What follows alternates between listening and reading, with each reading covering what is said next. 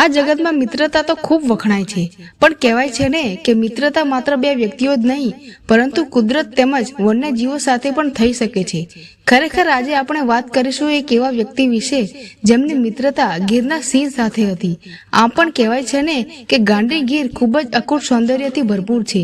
આમ પણ ગીરને અમસ્તા જ ગાંડી ગીર નથી કહેવાતી, કારણ કે ગીરમાં આવતા જ વ્યક્તિ તેની સૌંદર્યતા અને સિંહના પ્રેમમાં ઘેલો થઈ જાય છે. તો ચાલો જાણીએ કે વ્યક્તિ અને સાવજની ભાઈબંધી કેવી હોય. ગીરમાં વિસાવદર પાસે મોટી મોણપરી નામે ગામ છે. ગામની ફરતે નદી છે. એ નદીમાં વાંસાજાળ ઊંડા પાણીના ગુના છે, તેથી તે ગુનાવાળી મોણપરી કહેવાય છે. આ ગુનાવાળી મોણપરી ગામે આપા માત્રાવાળા નામે કાઠી દરબાર થઈ ગયા. પોતે અરદ ગામના ધણી, અડધામાં બીજા 5 ભાગીદાર. આપા માત્રાવાળા એકલા અડધું ગામ ખાય, એની ભાગદારોની અદાવત. માત્રાવાળાને ઠેકાણે પાડી દે તો આખું ગામ ખાઈ શકાય, પણ આપો માત્રાવાળો તો અડાભીડ આદમી. ભાગીદારોની યુક્તિ ફાવતી નથી. માત્ર આપાની સંતાનમાં એક જ દીકરી, નામે સોનબાઈ, એટલે ભાગદારોની આંકડે મત જેવું, છતાં હાથ ન પડે. એક બાપના દીકરા પણ બોલે વ્યવહાર નહીં. નદીને સામે કાંઠે આપા માત્રાના ખેડૂતોની ખડાવડમાં હાલરા હાલે એ ટાણે આપો માત્ર ખાટલો ઢાળીને વાતુના હિલોડા લે. સુરત બરોબર માથે આવ્યો ને હાલરે જોડેલા બળદ ભડકીને ફડકડા બોલાવવા માંડ્યા. માત્રો આપો કહે આટલામાં જાનવર આવતા હોવા જોઈએ. એની ગ્રાંથી દાંડા ભડકે છે. માત્ર આપાએ ઊભા થઈને જોયું તો એક જોડું ગેલ કરતું નદીના ગુના તરફ હાલ્યું આવે છે. સાવજ પણ ડાલામથ્થો, પોણા હાથની ભૂરી લટું, ઢાલ જેવડી છાતી, થાળી જેવડા પંજા, દોડેક વાંપ લાંબો પૂંછડાનો ઝંડો ફંગોળતો ને આમળતો આવે. 9 હાથ લાંબો, અંગે મસ્તી ડળી ગઈ છે. આપો કહે આજે જાનવર બહુ મોટું આવ્યું છે. ઢોર ઢાખરનો ખ્યાલ રાખજો. ખેડૂ માતર ભેગા થઈ રહ્યા. 35 હાથ ઊંચા ભેખડને પછી વાંસાજાળ ઊંડો ગુનો. ભેખડ માથેથી સૌ જોઈ રહ્યા. સિંહણ પણ ઋતુમાં આવેલી. બે પોતાની મસ્તીમાં હાલ્યા આવે છે. એકબીજાને ઘડીક ચાટે છે તો ઘડીક બચકા ભરે છે. એમ ગેલ કરતા કરતા બે વોકડામાં આડોટ્યા, પાછા ઊભા થયા. એમ સિંહણને તરસ લાગી એટલે બે ગુનાને કાંઠે આવ્યા. સિંહ પડખે ઊભો છે ને સિંહણ ગોઠણબૂટ પાણીમાં જઈને પાણી પીવા માંડી. આ ગુનામાં એક વગરેલ રૂડ રહેતું. અવારનવાર ઢોર ઢાખરને ઉપાડી જઈ શિકાર કરતું. એને પાણીમાં સંચળ જોયો ને એકદમ ઉપર આવી સિંહણને પગે પોતાના છોટિયા વીંટાડીને સિંહણ જોર કરે તે પહેલા જોટ મારી પાણીમાં ખેંચી. સિંહણે બહુ જોર કર્યું, પણ પાણીમાં ખેંચાયા પછી એનું જોર ક્યાંથી ચાલે? જૂડ સિંહણને પાણીમાં ખેંચી ગયું. સિંહણ દેખાતી બંધ થઈ. પાણીમાં બડબડિયા બોલતા રહ્યા. આ બધું જોતજોતામાં બની ગયું. સિંહણની વાર કરવાની વેળા સિંહને ન રહી. હજી તો ઘડી પહેલા એકબીજાને અંગ ભીડીને હાલતા હતા. એવી પોતાની સિંહણને દેખતા દેખા જુડે પાણીમાં ખેંચી જતા સિંહ ગાંડા જેવો થઈ ગયો, વિકરાળ બન્યો. સિંહણના આવા વશમાં વિજોગે માંડ્યો હૂંકવા. સિંહની જનુની ત્રાટથી સીમ ખેતરને ડુંગરા વેદનાના ચિત્કાર પાડી ઉઠ્યા. ગાવના ઢોર ઢાખરે મોંમાંથી તરના મેલી દીધા ને રૂવાટી થરકવા માંડી. જેમ આવે તેમ માંડ્યા ભાગવા. આપા માત્રાવાળા અને માણસો ભેખડ ઉપરથી આ બધું જોયા કરે, પણ 35 હાથ જેટલા ઊંચા ભેખડ માથે સિંહ ઠેક મારી શકે તેમ ન હતું, એટલે બીકાતા ઊભા રહ્યા. ત્રાડું પાડીને સાવજ થાક્યો, પણ એમને એમ ખોડાઈ રહ્યો. નથી હાલતો, નથી ચાલતો. ઘૂંટીબૂટ પાણીમાં એમને એમ ઊભો છે. આંખમાંથી લોહી વરસે છે ને રોમ ધ્રુજ્યા કરે છે. આવો જનુને ચડેલો સાવજ શું કરશે ને શું નહીં કરે એવી બીકથી કેટલાક ધ્રુજે છે, પણ હવે શું થશે એ જોવાની લાલચ પણ છોડી શકતા નથી. એમને એમ સાંજ પડી ત્યાં લોહી ચૂસીને જુડે મળદું છોડી દીધેલું એ ગુનાના પાણી ઉપર તરી વળ્યું.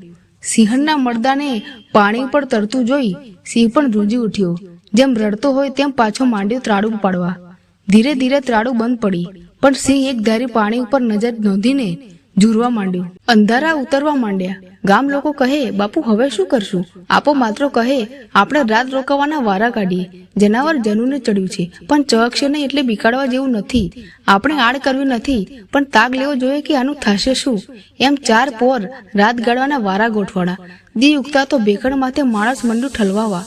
જેવો પાણીમાં ઊભો એવો ને એવો જ સાવજ ઊભો ઝૂર્યા કરે છે.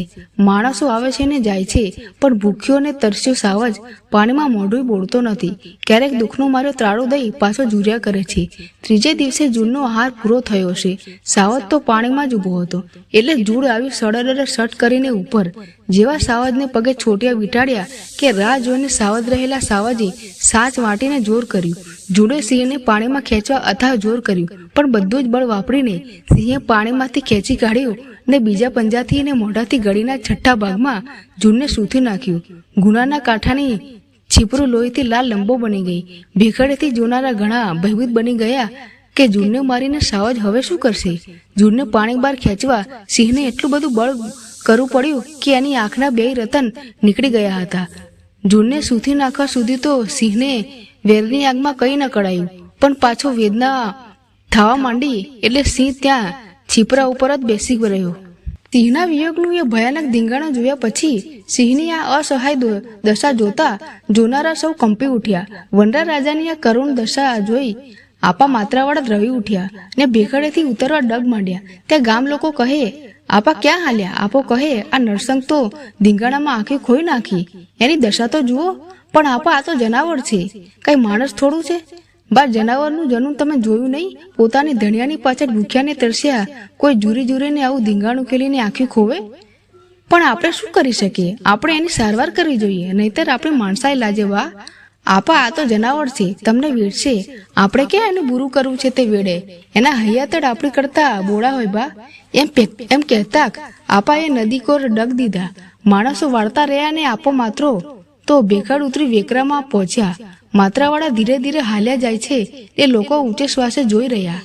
સાવજની નજીક આવતા તો આપાએ ધીરે ધીરે સાવજને ભલકારા દેવા માંડ્યા. વાહ વનરાજ, વાહ જંગલના રાજા, રંગ છે તારી જનિતાને, શાબાશ સાદુડા. સાવજ તો આવા જ હોય ને બા? કરુણા ભાવથી છલકાતા આપા માતાના ભલકારા સાવજ જાણે ઝીલતો હોય એમ અંગમાં ધીરે ધીરે ધ્રુજારીથી રૂવાટી ફરકવા માંડી. પોતાની અસહાયતાનો આધાર મળ્યો હોય એમ પૂછ હલાવવા માંડ્યો. આપો માત્ર ભલકારા દેતા હોય આગળ ડગ માણતા જાય છે. રંગ છે સાદુડા, રંગ છે શૂરવીર. બહુ બોળ કરવો પડ્યો બા. ને સાવજ જાણે આપાની વાત સમજતો હોય એમ વેદનાનો અવાજ કાઢ્યો. ત્યાં સુધી આપો માત્રો સાવજ સુધી પહોંચી ગયા ને પોતાની વાલસરીને માથે હાથ ફેરવતા હોય એમ સિંહના માથે હાથ ફેરવવા માંડ્યા. ભેખડની ધકે ઉભેલાઓને ધ્રુજારી વછૂટી ગઈ. સિંહને કઈ સૂચતું તો નથી, પણ આપાએ પંપાળતા ગળે ગુરકી જેવું કર્યું. પણ પંપાળવાળું મીઠું લાગતા આપાને વશ થઈ રહ્યા. આપા ધીરે ધીરે આખા ડીલે હાથ ફેરવવા માંડ્યા. 3 દિનો ભૂખ્યો થાકેલો ને વેદનાથી પીડાતો સાવજ ધીરે ધીરે શરીર ઢીલું મૂકતો ગયો. સાવજ આપાના પ્રેમને વશ થઈ રહેતા આપા કહે, બહુ બળ દાખ્યું નરસંગ, જૂનને તો ઠેકાણે પાડ્યું, પણ હવે આંખીનો ઈલાજ કરશું ને મારા સાદુડા? જોજો ઝચકી ન જતા, દવા તો કરવી જ જોહે. ઈલાજ કરશું એટલે 16 કળાના થઈ રહેશો. આપા ઔષધના જાણકાર હતા. સાવજને કહે, એમને એમ બેઠા રહેજો, હમણાં અથર્યા થતા નહીં. સામી જાળીમાંથી ઔષધ લેતું આવું. સિંહ તો ડીલ લંબાવીને પડ્યો છે. આપા તરત સામેની જાળીમાંથી જરૂર પાંદડા તોડી લાવ્યા. ત્યાં સુધી બીજા માણસોને પણ હિંમત આવી ગયેલી. થોડા કાપાને મદદ કરવા લાગ્યા. લીસી છીપર ઉપર પાંદડા વટાવીને 2 લુગદી બનાવી. પોતાની પાઘડીમાંથી સાવજની આંખે બંધાઈ એવડો લીરો ફાડ્યો. એ લીરામાં 2 લુગદી સરખી બાંધી દીધી. આપો સાવજને કહે, હવે ખરા કઠન થાજો, થોડુંક વહમું લાગશે, પણ તમ જેવા શૂરવીરને તો એ કાંઈ ન કહેવાય. શાબાશ ભા, એમ કહી હળવે હળવે સાવજના 2 રતન આંખના ગોખલામાં બેસાડી દીધા. સાવજથી થોડીક વેદનાની હૂંક નીકળી ગઈ. ત્યાં તો વનસ્પતિની 2 લુગદી રતન માથે ગોઠવી પાટો બાંધી દીધું. સાવજને વશમું તો લાગ્યું, પણ સમજી ગયો કે પોતાના ભલા સારું આપા બધું કરી રહ્યા છે. આપાએ છાણા મંગાવી ધીરે ધીરે શેક પણ આપ્યું. સાવજ હવે આપા માતાના વેણ સમજતો હોય એમ અકથ્ય ભાવથી આપાના બોલે પડવા માંડ્યો. આપા સાવજને કહે, નરસંગ, હવે તમને સૂજે નહીં ત્યાં સુધી આય થોડું પડ્યું રહેવાશે? આય ચાકરી કેવી રીતે થાય? એટલે હાલો ઘેર અમારા મહેમાન થવું પડશે. એટલું કહીને આપાએ માથે હાથ ફેરવીને કાન પકડ્યો. ત્યાં સાવજ બેઠો થઈ ગયો. આપા માત્ર સાવજને દોરી આગળ હાલે છે. થોડે છેટે આખું ગામ અચરજમાં હાલ્યું આવે છે. બપોરે ચડી ગયેલા સાવજની ગ્રાણે ઢોર કેળા મેલી દીધા. ગામમાં વાડે પૂરેલા વાછરું ધ્રુજી ઉઠ્યા. આપો માત્ર સાવજને દોરીને પોતાના ગઢમાં લાવ્યા. ઓરડાની પાછલી ઓસરી આવી ઊભા. દીકરી સોમાબાઈ કહે, બાપુ આ શું? આ તો સાવજ છે. હા બેટા, નરસંગ આપણે ઘેર મહેમાન થયા છે. એના સારું દળગી પાથરો ને મારો ઢોલ્યો એની પડખે જ ડળાવો. આપાએ પોતાના ગામના ભરવાડોને બોલાવ્યા. કહે કે નરસંગ આપણે ત્યાં મહેમાન છે. બીજું તો એને ના સદે, પણ ઘરે રહે ત્યાં સુધી એનો આહાર વારાફરતી ઘેટા બકરા આપતા જાજો. આમ આપો માત્રો સાવજની સરભરા કરવા માંડ્યા. વખત મળે સાવજ સાથે વાતું કરતા જાય. પ્રેમથી અંગે હાથ ફેરવી પંપાડતા જાય. સાવજની પીડા ઓછી થવા માંડી છે, પણ ઘડીક આપા માત્ર આગા પાછા થાય ત્યાં તો સાવજને ગમતું નથી. પણ આપા પાછા આવતા સિંહને અંગે અંગ ને નીતરવા માંડે છે. આપાનો હાથ ચાટીને નિરાત અનુભવે છે. 8મે દીએ આપા માત્રાએ પાટો છોડ્યો ત્યારે સાવજે પોતાના જીવનદાતાને પ્રથમ જોયા ને પગમાં આડોટી પડ્યો. પગ ચાટીને આભાને ધીમી ગુરકાટી કરવા લાગ્યો. આપાએ પીઠ થાબડી સાવજને શાંત કર્યું. બીજા 8 દી થયા ત્યાં તો સાવજ 16 કળાનો થઈ રહ્યો. ત્યારે આપા કહે, બાપ નરસંગ, હવે તમે સાવ સાજા નરવા થઈ ગયા. હવે વસ્તીને ન કડરાય. હવે તમારું ખાસ તમે જ ગોતી લ્યો. સાવજ તો સીમ જંગલમાં જ શોભે ને. તેથી સાવજને મારા ન આપતા સાવજ સમજી ગયો. ઓસરી સામેની વંડી ટપીને સીમમાં હાલ્યો ગયો, પણ મારણ કરીને પાછો વંડી ટપીને ઓસરીમાં પોતાના આસને બેસી ગયો. સાવજ આપામાંય બની ગયો છે. મારણ કરવા વગડામાં જાય છે. એ સિવાય ઘડીકેય આપા પાસેથી ખસતો નથી. આપાને સાવજનો સ્નેહ બંધાઈ ગયો કે સાવજ વગર ચાલતું નથી. આપો સાવજને બસમાં લઈ રમાડે છે. મોણપરીના માણસોની જેમ ઢોર ઢાખર પર સાવજથી ટેવાઈ ગયા છે. સાવજ મોણપરીની હદમાં કોઈના વાછરાનું નામ લેતો નથી. ગામની ગાયો કરતાંય સારો થઈને વર્તે છે. સવાર પડ્યે સાવજ આપા માત્ર હારે સીમમાં આટો દેવા જાય છે. ભૂખ્યો થાય ત્યારે વગડામાં આટો મારી આવે છે. બાકી ઘડે કઈ આપાને રેડા મૂકતો નથી. આપા માત્રાને સાવજની ભાઈબંધી જગનું જોડું બન્યું છે. આપા માત્રાને સાવજના રખવાડા મળતા ભાગદારોના પેટમાં કડકડતા તેલ રેડાણા. આપા ભાગદારોના લાગમાં આવે એમ નહોતા. એમાં વળી સાવજ આવી મળ્યો, પણ દીના દુકાળ પડતા નથી. સાવજ ગામમાં કોઈને કનડતો નથી અને બીજા ઢોર ઢાખર જેવી જેની આવજા થઈ ગઈ છે. આપા માત્ર હારે ફરી ભાગદારોને ચડબડાટ શરૂ થયો. ક્યારેક તકરાર ગંભીર રૂપ લઈ લીધી. હવે ભાગદારો આપાનું કાસર કાઢી નાખવા લાગ ગોતી રહ્યા છે. સાવજ હવે દિવસ બધું આપા હારે જ રહે છે. ભૂખ્યો થાય ત્યારે રાતના મારણ કરવા વન વગડામાં વયો જાય છે ને તરત વંડી ટપી પાછલી ઓસરીએ આવી આપાના ઢોલિયા પાસે બેસી જાય. ભાગદારો આપાની પાકી ખબર મેળવી રહ્યા છે. એમને ખબર પડી કે સાવજ રાતના મારણ કરવા જાય છે. ત્યારે આપા એકલા ઊંઘતા હોય છે. એવો લાગ શોધતા શોધતા એક દી સાવજ રાતના વગડામાં મારણ કરવા ગયેલો. એટલે વખત જોઈ હથિયારો લઈ 5 જણા વંડીએથી ઉતરીને ઓસરીના પગથિયા તરફ ધીમે પગલે જાય છે. આપો ભર નીંદર ખેંચે છે. સાવજના રખોપા મળ્યા પછી આપા સખની નીંદર ખેંચે છે. એક બાજુ દુશ્મનો આપા ઉપર ઘા કરવાની તૈયારીમાં ત્યાં વહેલું મારણ મળી આવતા સાવજ જે ઘડીએ વંડી ઠેકીને અંદર આવ્યો ત્યાં આપા માથે 4-5 આદમીને ભાળ્યા. પણ એ ભાળ્યા ભેગો કૂદ્યો. સિંહને અચાનક ચડી આવતા જોઈ દુશ્મનો હેપતાઈ ગયા. ભાગવાની વેડા ન રહી ને સાવજ માંડ્યો થાપે થાપે દુશ્મનોને ચૂથવા. એમાંથી 2-1 વંડી ટપી ભાગી છૂટ્યા, પણ 3ના તો ચૂથા કાઢી નાખ્યા. આપા સફળા બેઠા થયા ને રંગ પારખી ગયા. સાવજ એવો ખારો થઈ ગયેલો કે વાળ્યો વળે એવો ન રહ્યો. માંડ્યો હુંકવા. આપા ઊભા થઈને સાવજને પંપાડવા માંડ્યા. સાવજની ત્રાળુથી ગામ ગભરાઈ ગયું. ઢોર ખીલેથી વછૂટી ગયા. મધરાતે ગામમાં ગોકીરો થઈ ગયો. માણસો ભયના મારે આપાની ડેલી આવતા ડરે છે. ઘરમાંથી અને શેરીઓના નાકેથી ડોકા તાણ્યા કરે છે કે ક્યું અફાટ્યું.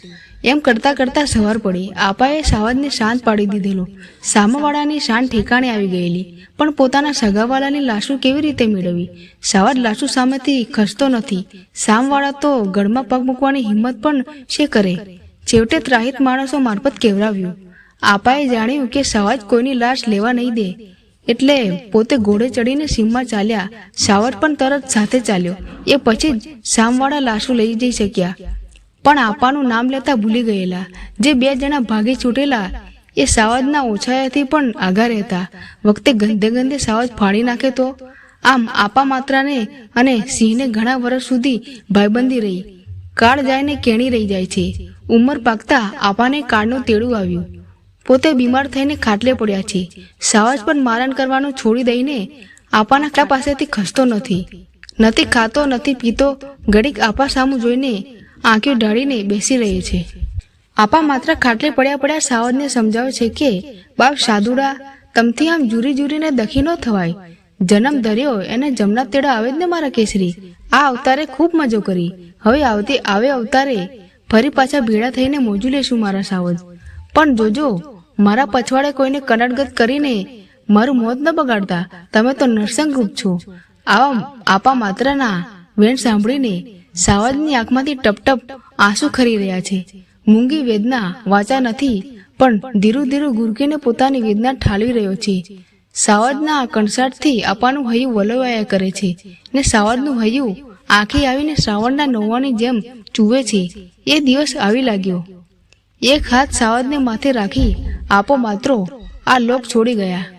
પોકરાણ પડ્યું ત્યારે મોટે સાદે રોતો હોય એમ સાવજ હૂંકવા મળ્યો. પહેલા તો ઘરના માણસોને લાગ્યું કે આપાના શબને સાવજ નહીં અડવા દે, પણ સાવજ સમજી ગયો કે ભેરુબંધના દેહમાં ચેતના નથી. સાવજ એમને એમ ધરતીને ચોંટી રહ્યો, જાણે ધરતીમાં ગળી જવું હોય તેમ. સાવજ જેવા પ્રાણીને આવું રાગને રોતા કોણે ભાડ્યું હોય? સાવજના રોણાએ આખા ગામને રોવડાવ્યું. આપાની નનામીને સ્મશાને લઈ ગયા.